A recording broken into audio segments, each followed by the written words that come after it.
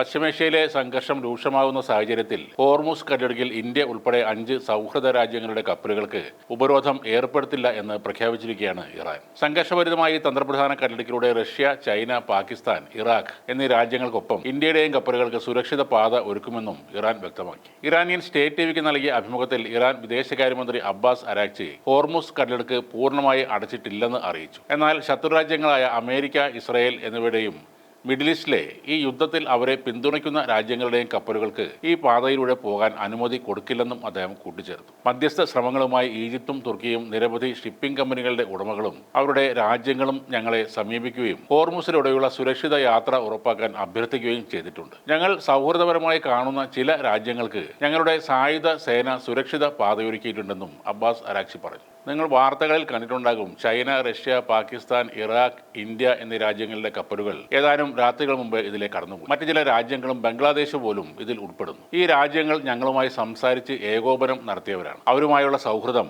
ഈ യുദ്ധത്തിന് ശേഷവും തുടരും എന്നും അദ്ദേഹം അറിയിച്ചു. അതിനിടെ പാചകവാതക ക്ഷാമം പരിഹരിക്കാനും ഹോർമുസ് കടലിടുക്കിലെ തടസ്സങ്ങൾ മറികടക്കാനും ഇന്ത്യ ഇറാനിൽ നിന്ന് LPG വീണ്ടും ഇറക്കുമതി ചെയ്യാൻ തുടങ്ങിയിരുന്നു. വർഷങ്ങൾക്ക് ശേഷമുള്ള ആദ്യ ഇറാനിയൻ LPG കപ്പൽ മംഗലാപുരത്തേക്ക് ഇപ്പോൾ എത്തുകയാണ്. ഈ ഇടപാടുകൾക്ക് ഇന്ത്യ രൂപയിലാകും പണം നൽകുക. അമേരിക്ക ഇറാനുമേലുള്ള ക്രൂഡ്, ശുദ്ധീകരിച്ച ഇന്ധന കയറ്റുമതി ഉപരോധങ്ങൾ താൽക്കാലികമായി നീക്കിയതാണ് ഇതിന് വഴിയൊരുക്കിയത്. ലോകത്തെ രണ്ടാമത്തെ വലിയ LPG ഇറക്കുമതിക്കാരായി ഇന്ത്യ കടുത്ത വാതക ദൗർലഭ്യം നേരിടുന്ന ഘട്ടത്തിലാണ് ഈ സുപ്രധാന നീക്കം. LPG ഇറക്കുമതിക്കായി ഇന്ത്യ ഇപ്പോഴും മിഡിൽ ഈസ്റ്റേൺ വിതരണക്കാരെയാണ് കാര്യമായി ആശ്രയിക്കുന്നത്. കഴിഞ്ഞ വർഷം ഇറക്കുമതിയുടെ 90% നൽകിയതും അവ തന്നെയാണ്. ഇപ്പോഴത്തെ അമേരിക്ക, ഇസ്രായേൽ, ഇറാൻ യുദ്ധവുമായി ബന്ധപ്പെട്ട് ഹോർമുസ് ജലപാതയിൽ ഉണ്ടായ എണ്ണ വിതരണത്തിലെ തടസ്സങ്ങളാണ് മറ്റുള്ള വഴികൾ തേടാൻ ഇന്ത്യയെ പ്രേരിപ്പിച്ചത്. അതേപോലെ ഹോർമുസിലെ പ്രശ്നത്തിൽ പെട്ടുപോയ മറ്റൊരു രാജ്യമാണ് ദക്ഷിണ കൊറിയ.